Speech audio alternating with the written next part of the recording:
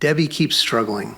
It's so hard to watch because she's stuck in the same patterns, doing the same things that haven't worked for her in the past, just continuing to be her own worst enemy. Ask any psychologist and they'll tell you they see lots of Debbies. Why are we talking about this? Because it applies to Palestinians too.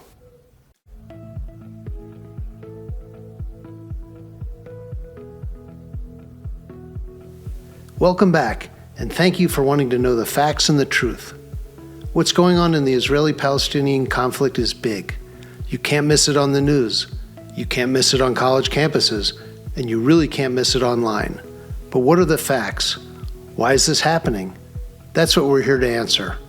Our approach is to examine the major themes and focus on the important events that help you make sense of what's happening today. We care about knowing the truth. We also care about the basic human right to live in peace. We care about ending the suffering. We care about finding justice. And we think you're here because you do too. The only path for us then is to go after the facts and be open to what they show us. Life can be beautiful without hatred, violence, and war, and maybe the way there starts with better understanding each other. Better understanding the Jewish people, the Palestinian people, the history of their conflicts and past peace efforts, and some of the major issues standing in the way of forging real peace. What the Hell is Going On in Gaza is a 9-part series made up of 30 episodes, each designed to help you understand a different but important part of the picture. As part 3 of our series continues, we stay focused on the question, how did we get here? To do that, we'll look back on the significant events that really shaped the dynamics of what we're seeing today. Here in episode 16, we'll talk about the continuing conflicts between Israel, the Palestinians, and other Arab nations. There were many. So let's get started. What happened after the Arabs lost the 1948 Arab-Israeli War? Did they reconsider their approach and seek peace with Israel? Did they see that joint prosperity was better than hatred, violence, and misery? Definitely not. The fundamental issue, as we've discussed before, is that the Arab world was not willing to accept Israel's right to exist. They rejected the idea when it was expressed in the Balfour Declaration in 1917, when it was proposed by the Peel Commission in 1937, when it was outlined in the 1947 UN Partition Plan, and in 1948 when it became a reality. And they continued to reject it after the 1948 Arab-Israeli War. So the Arab world attacked Israel again and again and again.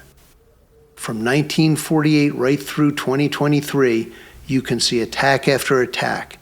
Israel's Arab neighbors and the Palestinians have been relentless in their attacks on Israel.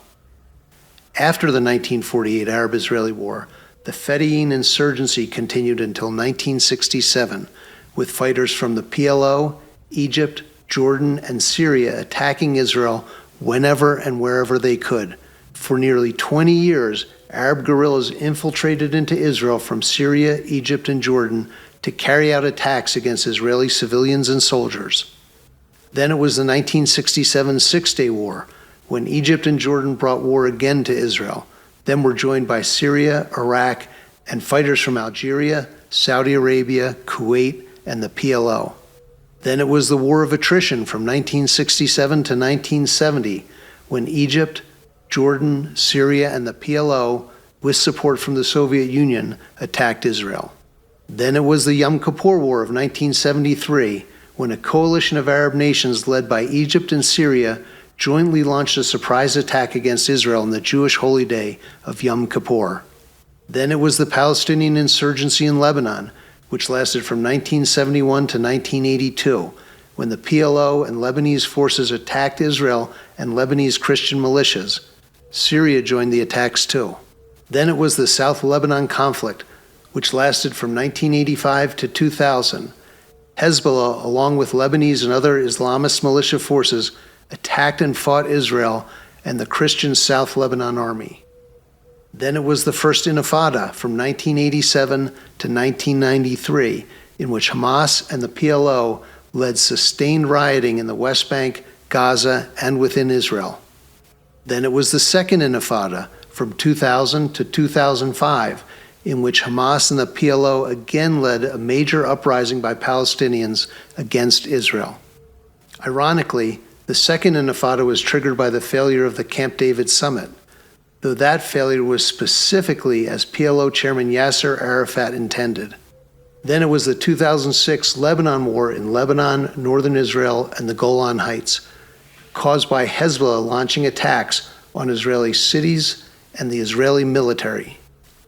Then it was the 2008 Gaza War, when Hamas and other Palestinian terrorist groups launched a large-scale rocket attack on Israel in response to Israel disrupting a Hamas terror plot.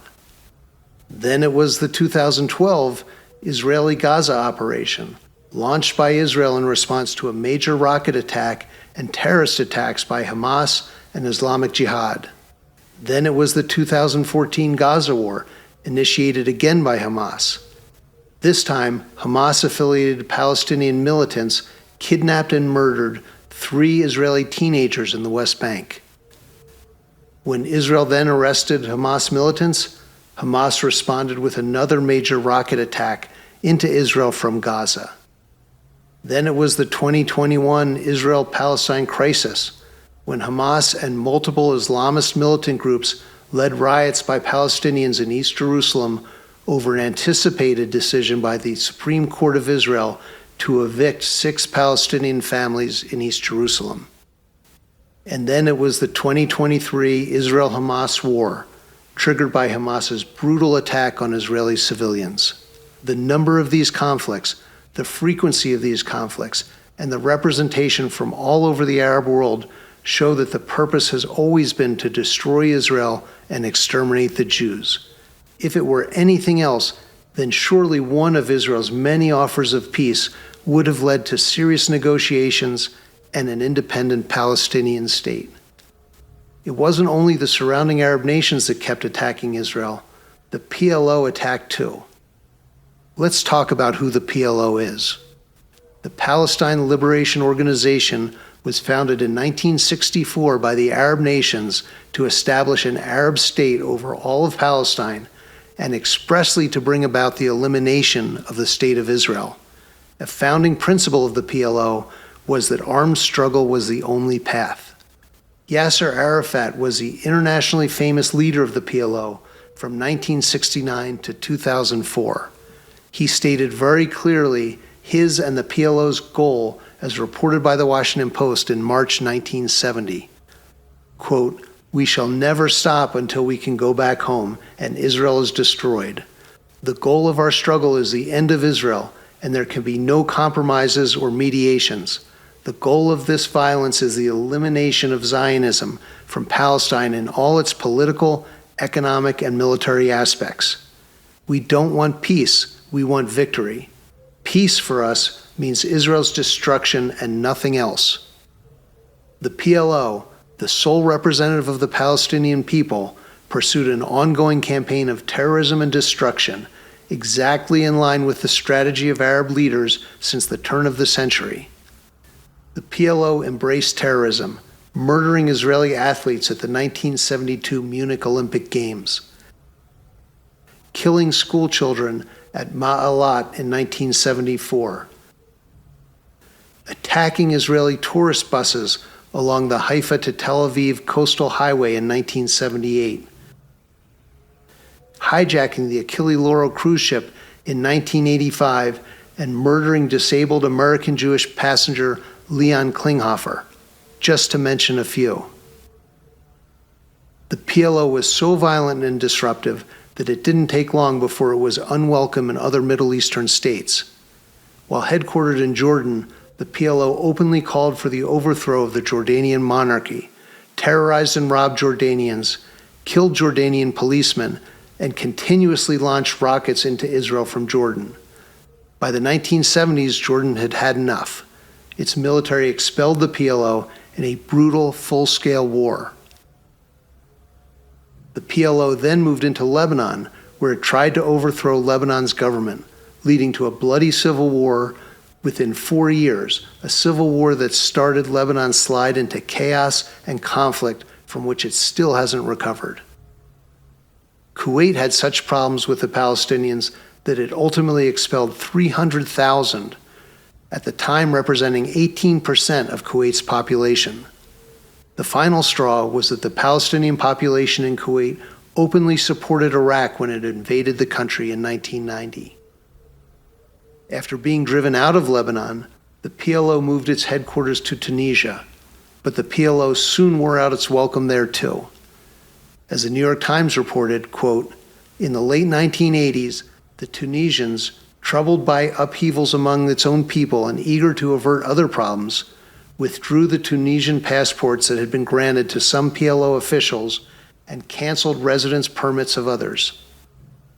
As the PLO's tactics and conduct weakened its standing among other Arab nations, and at the same time, its exile to Tunisia weakened its direct connections to the Palestinian people, Arafat became willing to engage in talks with Israel. The 1993 Oslo Accords and meetings in the years leading up to Oslo signaled a real opportunity for peace, or so it seemed. As part of the accords, the PLO agreed to recognize Israel's sovereignty and to seek Palestinian statehood only for the West Bank and Gaza. In addition, the Palestinian Authority was established to serve as a 5-year interim instrument of self-government for Palestinians in the West Bank and Gaza.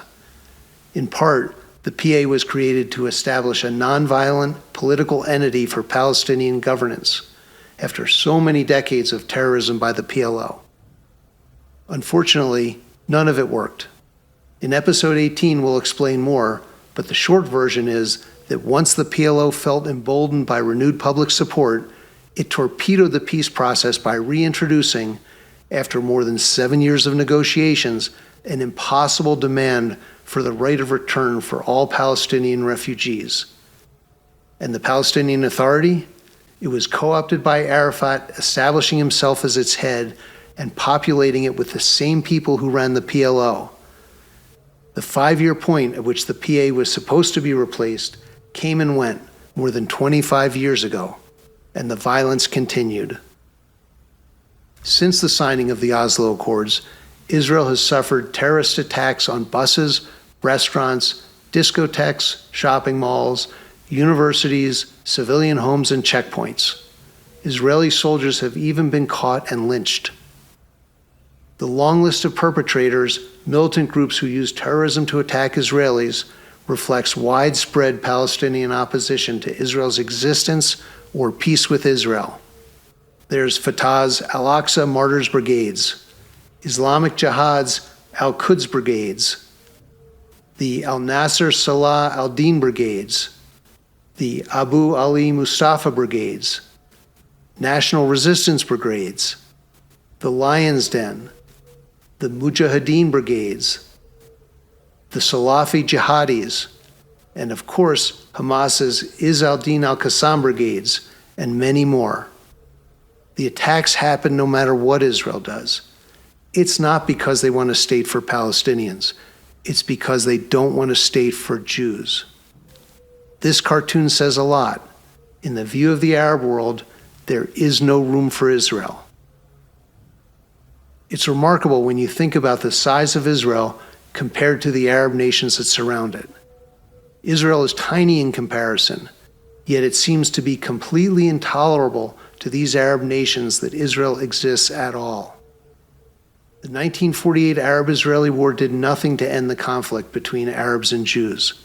What followed were more wars, more conflicts, and more terrorism. What animates Palestinian hatred of Israel and drives these unending cycles of violence is still a fundamental refusal to accept the existence of a Jewish state in the Middle East. Thank you for continuing to watch this series. We hope you got a better understanding of the facts around the continuing conflicts and wars after the 1948 Arab-Israeli War. If you'd like to leave a comment or get in touch, visit our website at www.getthefactsmiddleeast.com. There's a lot more to learn in this series. We hope you'll move on to episode 17, where we'll take a closer look at the issues related to Israel's borders and how they've changed since 1948. Thank you for joining us. We appreciate your interest in learning more about the war in Gaza. And remember, where there is no knowledge, there can be no insight.